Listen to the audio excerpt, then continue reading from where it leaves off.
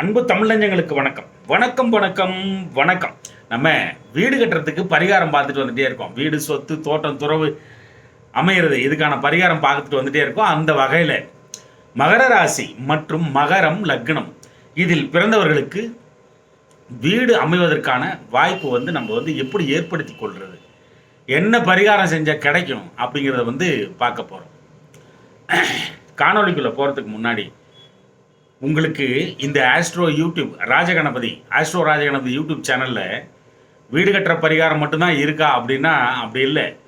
உங்களுக்கு ஒரு லக்னத்தை பேஸ் பண்ணி, அந்த லக்னம் எல்லா லக்னத்துக்கும் பேஸ் பண்ணி ஒவ்வொரு பாவகத்தையும் அதை கையில் எடுத்து அந்த பாவகம் எதை குறிக்கிறது, எந்த மாதிரி பரிகாரம் பண்ணணும், நீங்கள் உங்கள் வாழ்க்கையில் எந்த மாதிரி பிரச்சனை வரும், அந்த பிரச்சனைக்கு தீர்வு என்ன அப்படின்னு சொல்லிட்டு உங்களுடைய வாழ்க்கையே அதுக்குள்ளே இருக்குது.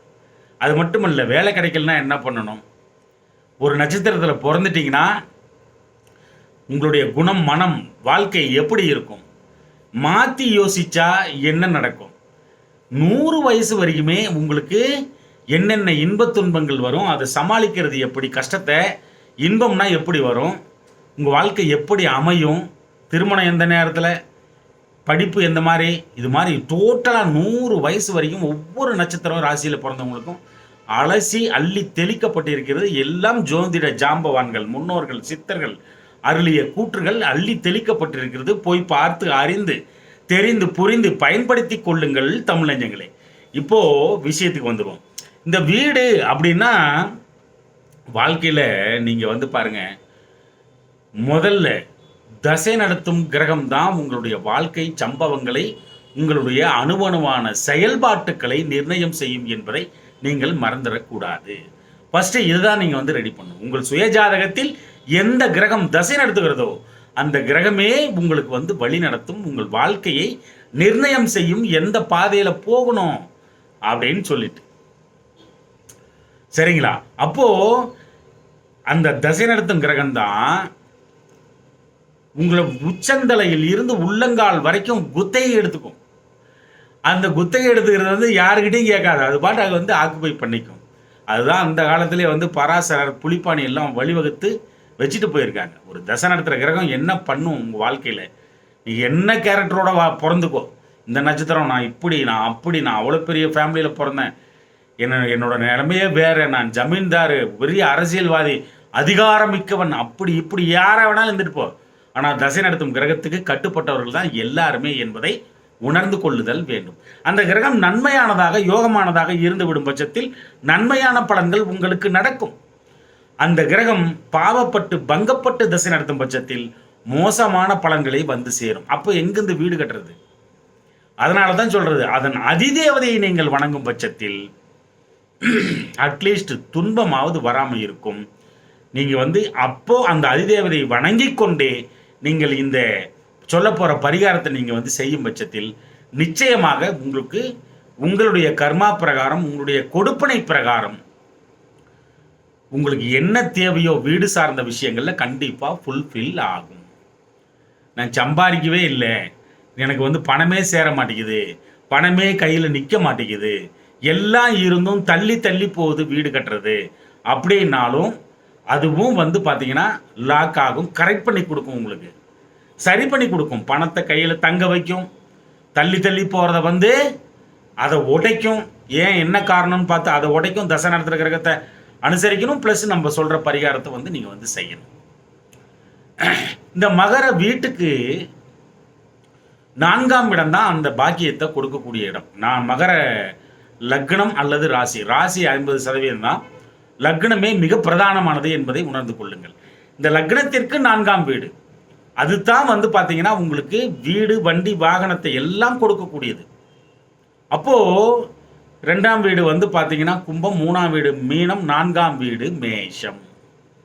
எவ்வளோ பெரிய சொத்தை கொடுக்கக்கூடிய இடம் பாருங்க, மேஷமாக வருது உங்களுக்கு. மேஷத்துக்கு அதிபதி யார்? செவ்வாய். செவ்வாய் சனிக்கு ஆகாது, போச்சு, ஆச்சா போச்சா. பெரிய சொத்துக்கள், தோட்டம், துறவுகள் எல்லாத்தையுமே கையில் வச்சிருக்கிறது யார் அப்படின்னா உங்களுக்கு இந்த மகர வீட்டுக்கு செவ்வாய் பகவான் தான். அந்த மேஷ வீடு தான். அந்த வீடு வழிவிட்டா மட்டும்தான் நீங்க சிமெண்ட், ஜல்லி, மணல், கம்பி இதில் கை வைக்க முடியும். செங்கல் இதிலெல்லாம் கை வைக்க முடியும். அப்பதான் உங்களுக்கு அந்த வீடு அப்படிங்கிறது வந்து அந்த பாக்கியம் கிடைக்கும். அந்த வீடு வழிவிட்டா மட்டும்தான் உண்டு. அந்த வீடு அப்படின்னா என்ன? உங்களுடைய விரலுக்கு தகுந்த வீக்கம், நீங்க திருப்தி ஆகிற அளவுக்கு உங்க கர்மா பிரகாரம் உங்களுடைய நிகழ்வினை, பின்வினை, நடப்பு வினைகள் இது சார்ந்த பாக்கியங்களை பொறுத்து உங்களுக்கு என்ன தேவையோ அது நிச்சயமா கொடுப்பினை கொடுத்து விடும். ஒரு அழகான வீடு, சின்ன வீடு, வாழத்தகுந்த உங்கள் மனதிற்கு ஏற்றாற்போர் திருப்தியான வீடை கொடுக்கும். அப்படி இல்லை மேக்சிமம் கொடுக்கணும் அப்படின்னா கூட வந்து பார்த்தீங்கன்னா ஒரு பங்களா, ஒரு டீப்ளெக்ஸ் வீடு, ஒரு அடுக்குமாடி கட்டிடம், அரண்மனை போன்ற வீடுகள் இது எல்லாமே அதுக்குள்ளே இருக்கு. பாவத் பாவம் வேலை செய்யும், அது செகண்டரி, அது அப்புறம் பார்க்கலாம். இந்த இடம் அனுமதிக்கணும். அப்படிங்கிற பட்சத்தில் இவ்வளவு விஷயத்தையும் கொடுக்கறதுக்காக அது வந்து காத்துட்டு இருக்குது. பரிகாரம் கடைசியில் பார்ப்போம். அதுக்கு முன்னாடி இன்னும் அந்த பாவகம் ஏகப்பட்ட விஷயங்களை கொடுக்கும் அப்படிங்கிறத வந்து மறந்துடக்கூடாது நீங்கள். அப்படிங்கிற பட்சத்தில் பெரிய டியூப்ளெக்ஸ் வீடு, அரண்மனை போன்ற வீடுகள், ஒரு தோட்டத்துக்கு நடுவில் வீடு, இந்த மாதிரி அது மிகப்பெரிய பொக்கிஷத்தை வந்து சுமந்து இருக்குது அந்த வீடு. அது ஏன் நீங்கள் வந்து தனதாக்கி கொள்ளக்கூடாது, கையகப்படுத்தி கொள்ளக்கூடாது? பணம் சம்பாதிக்கல, நான் எப்படி வீடு கட்டுவேன்? இந்த பரிகாரத்தை பண்ணிங்கன்னா பணம் சம்பாதிக்க ஆரம்பிப்பீங்க. வேலைக்கே போகல, நான் எப்படி வீடு கட்டுவேன்? இந்த நான் சொல்ல போகிற பரிகாரத்தை நீங்கள் பண்ணிங்கன்னா வேலைக்கு போவீங்க, ஊதிய உயர்வால் திளைப்பீங்க, பண வருவாய் அதிகமாகும், அப்போ வீடு கட்டுவீங்க. தொழில் பண்ணிட்டு இருக்கிறீங்களா, அந்த தொழில் வந்து நஷ்டமாகிட்டு இருக்கு, நான் எப்படி வீடு கட்டுறது அப்படின்னா அந்த தொழில் லாபத்தை நோக்கி திரும்பும். எல்லாமும் இதுக்குள்ள அடக்கம் என்பதை நீங்கள் மறந்து விடக்கூடாது. அப்போ இந்த 4ஆம் இடம் என்பது இதை மட்டும்தான் கையில வச்சிருக்கா அப்படின்னா இந்த பரிகாரத்தை பண்ணா பெரிய சொத்துக்கள், தோட்டம், துறவுகள் எல்லாமே அமைஞ்சு போயிடும். 1 ஏக்கருங்கிறது 100 ஏக்கர் வரைக்குமே இது வந்து கொடுக்கும் இந்த 4ஆம் இடம். ஆடு, மாடு, கன்றுகாலி மித்திரங்களால் திளைத்து போதல் இதையும் கொடுக்கும். ஆடு, மாடு, கன்றுகாலி மித்திரங்களால் திளைத்து போதல், அதனால் சிறப்பு உண்டாகுதல். ஆடுபட்டி, மாடுபட்டி, கோழி பண்ணைகள் இதெல்லாம் வச்சு தொழிலா பண்றது, இதில் ஏகப்பட்ட முன்னேற்றங்கள் நிச்சயமாக அதில் வந்து கிடைத்துவிடும். தோட்டம், துறவு, தென்னந்தோப்பு இதெல்லாம் இந்த இடத்துக்குள்ளே இருக்குது. தென்னந்தோப்பு, மாந்தோப்பு, அப்புறம் இன்னென்ன தோப்பு, எல்லா தோப்பும் அவ்வளோ பெரிய சொத்து, தோட்டம், துறவுகள் இதுக்குள்ளே கையில் வச்சிருக்கு. அப்போ இந்த நான் சொல்ல போகிற பரிகாரத்தை நீங்கள் பண்ணீங்கன்னா இதை ஏன் நீங்கள் வந்து அடையக்கூடாது? இந்த பரிகாரத்தை நீங்கள் பண்ணும் பொழுது உங்களுடைய உழைப்பை நீங்கள் வந்து அதிகப்படுத்துவீங்க. உங்கள் தொழில் சார்ந்த விஷயங்கள், புதிய நுணுக்கங்களை உட்புகுத்தி நல்ல வருமானத்தை பெற்று அதனால் இந்த பலன்களை எல்லாம் நீங்கள் அனுபவித்துக் கொள்வீர்கள். அதுதான் விஷயம். அது மட்டுமல்ல, இந்த 4ஆம் இடம் சொல்றது அம்மாவை சொல்லுது. ஏங்க அம்மா இல்லாமல் பிறக்க முடியுமா இந்த காலத்தில்? அப்பேற்பட்ட இடத்தை செவ்வாய் பகவான் வச்சிருக்காரு இந்த மகர வீட்டுக்கு. 2 பேருக்கும் பாருங்க, சனி பகவானுக்கும் இந்த மகரத்துக்கு அதிபதி யாரு? சனி பகவான். செவ்வாய்க்கு சனிக்கு ஆகவே ஆகாதுன்னு தூக்கி விசாரிட்டு போயிட்டே இருப்பாங்க. அது யோகமாக கூட மாறுவதற்கான வாய்ப்புகள் அதிகம் ஒரு ஜாதகத்தில். அது உட்காந்த இடம் பகை வீடா அதான் இதான்னு சொல்லி பார்த்து அது வந்து முடிவு பண்ணும். அதுக்காக தான் சொல்றது, எந்த கிரகமும் பகை கிடையாது, எந்த கிரகமும் நட்பு கிடையாது அப்படிங்கிறத வந்து உணர்ந்துக்கணும். சரிங்களா? 2 ஆதிபத்தியம் வச்சிருக்கு. இப்போ கீழே அந்த பக்கம் விருச்சிக வீட்டையும் ஆதிபத்தியம் வச்சிருக்கு இதே செவ்வாய். அது எப்பேற்பட்ட வீடு? இன்னும் பயங்கரமான வீடு, 11ஆம் வீடு. உங்களுடைய ஆசைகள், குறிக்கோள்கள் எல்லாமே நிறைவேறும் இந்த பரிகாரத்தை பண்ண போய். அதுவும் சேர்ந்து ஒர்க் அவுட் ஆகும். அப்போ இந்த 4ஆம் இடம் வந்து தாய் ஸ்தானம், உங்களுடைய அம்மா. அப்போ இந்த பரிகாரம் நான் சொல்ல போகிற பரிகாரத்தை நீங்கள் பண்ண உங்களுடைய தாய், அவருக்கு பிடித்த பீடைகள், சிக்கல்கள் அவரை விட்டு விலகும். அவரை பிடித்த நோய்கள் அவரை விட்டு அகலும். மிக தெம்பாகவும் பலமாகவும் திராணியாகவும் வலம் வருவார். நல்ல பலமா வருவார். உங்களுக்கும் அவருக்கும் கருத்து வேறுபாடுகள் இருக்கும் பட்சத்தில் மாறும். அது மட்டுமல்ல, அவரால் கிடைக்க வேண்டிய நன்மைகள் உங்களுக்கு தானாக வந்து சேரும் இந்த பரிகாரம் பண்ண போய். இந்த 4ஆம் இடம் அப்படிங்கிறது வந்து பார்த்தீங்கன்னா வீட்டில் இருந்து செய்யும் தொழிலையும் இங்குதான் கொண்டாந்து வச்சான். அப்போ வீட்டிலிருந்து செய்யும் தொழில் எந்த தொழிலாக இருந்தாலும் சரி, ஒரு பூ கட்டுறது முதற்கொண்டு, ஒரு தறி போட்டு வீட்டிலேயே நெய்யறாங்க பார்த்தீங்களா, அந்த மாதிரி முதற்கொண்டு, இல்லை வேறு ஏதாவது ஒரு இரும்பு தொழில் பண்ணுறதுலேருந்து, இல்லை ஒரு ஃபுட் ஐட்டம் பண்ணுறதுலேருந்து, ஏ டு ஜெட் எந்த தொழில் வீட்டிலேருந்து பண்ணாலும் சரிங்க, மிக அபரிதமான அதீத வளர்ச்சியை நோக்கி திரும்பும் அந்த தொழில் என்பதை நீங்கள் புரிந்து கொள்ளுதல் வேண்டும்.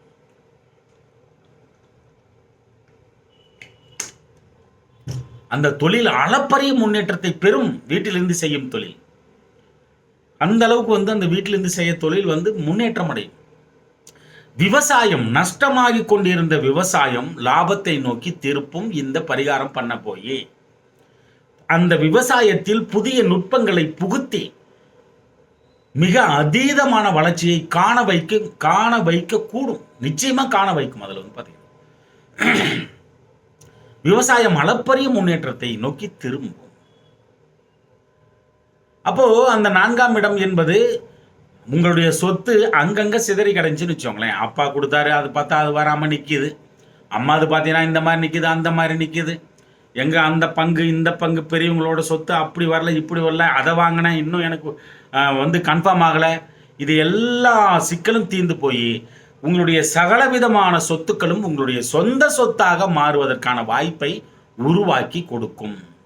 அது மட்டுமல்ல, ஆடை சேர்க்கை, ஆபரண சேர்க்கை, அசையும் சொத்துக்கள், அசையா சொத்துக்கள், பெரிய தோட்டம், துறவுகள், இது எல்லாத்தையுமே கொடுக்கும். சொத்து அப்படின்னு வந்துட்டாலே இந்த 4ஆம் இடம் தான். இந்த 4ஆம் இடம் வழிவிட்டால் மட்டும்தான் உங்களுக்கு மிகச்சிறந்த சொத்து சேர்க்கை இருந்து கொண்டே இருக்கும். வீடு அமையிறது முதற்கொண்டு இத்தனையும் சேர்ந்து கிடைக்கும் இந்த பரிகாரத்தை பண்ண போய். அப்போ இந்த 4ஆம் இடம் என்பது என்ன அப்படின்னா, இன்னும் சொல்ல போனா அந்த +2 வரைக்கும் ஒரு கல்வி இருக்கு இல்லைங்களா, அது 2ஆம் இடம் ஆதிபத்தியம் கையில் எடுக்கும். அடுத்து 4ஆம் இடம் கையில் எடுக்கும். எது? உயர்கல்வி, பேச்சுலர்ஸ் டிகிரி, இளங்கலை பட்டம், இந்த 4ஆம் இடம் கையில் வச்சிருக்கு. அப்போ இந்த பரிகாரம் பண்ண போய் நல்ல உயர்கல்வியை கொடுக்கும். அது அழகான ஒரு விஷயமாக உங்களுக்கு படும். இவ்வளவு நாள் இல்லாத அளவுக்கு அதனுடைய உயர்கல்வியில் இருக்கக்கூடிய சகல சிக்கல்களும் நீங்கி கல்வி மேம்பாடு உங்களுக்கு உண்டாகும். இதை மட்டும்தான் இன்னும் கையில் வச்சிருக்கானா, அந்த வீடு வண்டி வாகன ஸ்தானம், 4ஆம் இடம் செவ்வாய் பகவான். அப்போ ஒரு 2 வீலர் நிற்கணும், ஒரு சைக்கிள் நிற்கணும், ஒரு கார் நிற்கணும்னா கூட அந்த வீடு அனுமதிச்சாதான் உண்டு. அப்போ வீடு, வண்டி, வாகனம் அப்படின்னு தான் அருளப்படுகிறது அந்த இடம். அப்படிங்கிற பட்சத்தில் வாகனத்திலேயே பார்த்தீங்கன்னா டிராவல்ஸ் வச்சு நடத்துகிறவங்க, கார் வச்சு ஓட்டுறவங்க, இல்லை லாரி வச்சு ஓட்டுறவங்க, பார உந்து அப்படின்றாங்க இல்லைங்களா, அது மாதிரி Taurus, container, 14 wheels, 16 wheels, 32 wheels, 56 wheel, 106 wheel, எந்த வீலாக இருந்தாலும் சரி, ஹெவி லோடர், டம்பர், டோசர், இந்த மாதிரி ஆஃப் ஹைவே ஐட்டம்ஸு, மெயின் ஸ்கூலில் போயிட்டு வர்றது, டிராக்டரு, உங்களுக்கு சகல விதமான வண்டி வாகனங்களையும் வச்சு வியாபாரம் பண்ணுறவங்க, வச்சு தொழிலாக பண்ணுறவங்க, அதில் வருமானத்தை பார்க்கக்கூடியவங்க, அல்லது பெரிய லக்ஸுரி கார் அப்படிம்பாங்க இல்லைங்களா, ப்ளஸர் கார்னு அந்த காலத்தில் சொன்னால் அதைத்தான் மகிழுந்து என்று அருளப்படுகிறது. மிக தரம் வாய்ந்த மகிழுந்துகள், கார்கள் வீட்டு முன்னாடி நிற்கிறது, தார் போன்ற கார்கள், எஸ்யூவிஸு, 5 சீட்டர்ஸு, நல்ல லக்ஸுரி கார்ஸு, இது எல்லாமே உங்களுக்கு கிடைக்கணும். உங்களுடைய கௌரவமான ஒரு விஷயமா அது உங்களுக்கு இருக்குது அப்படின்னா இந்த 4ஆம் இடம் வழிவிட்டால் மட்டும்தான் உண்டு. இது தான் கொடுக்கும். இவ்வளவு விஷயங்களை அள்ளி தெளிப்பதற்காக இந்த மேஷ வீடு உங்களுக்காக காத்திருக்கிறது. இது மட்டும்தான் கையில் வச்சிருக்கானா, இன்னும் நிறைய சொல்லிக்கிட்டே போகலாம். தசை நடத்தும் கிரகத்தை நீங்கள் அனுசரிச்சுக்கிட்டே இந்த பரிகாரம் சொல்ல போகிற பரிகாரத்தை மட்டும் நீங்கள் பண்ணிட்டீங்கன்னா வேற லெவலுக்கு நீங்கள் வெற்றி அடைஞ்சிருவீங்க. அப்படிங்கிறத தயவு செய்து உணர்ந்து கொள்ளுங்கள். இப்போ பரிகாரத்தை பார்க்கலாமா?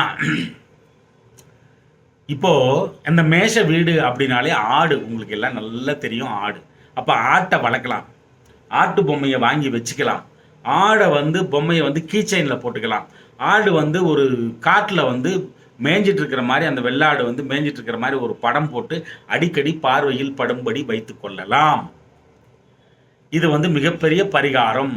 இது அடிக்கடி பார்வையில் படும்படி வைத்து கொள்ளும் பட்சத்தில் அதனுடைய தாக்கம் உங்களுக்கு வந்துக்கிட்டே இருக்கும். அப்போ அது ஆக்டிவேஷன் ஆகும்.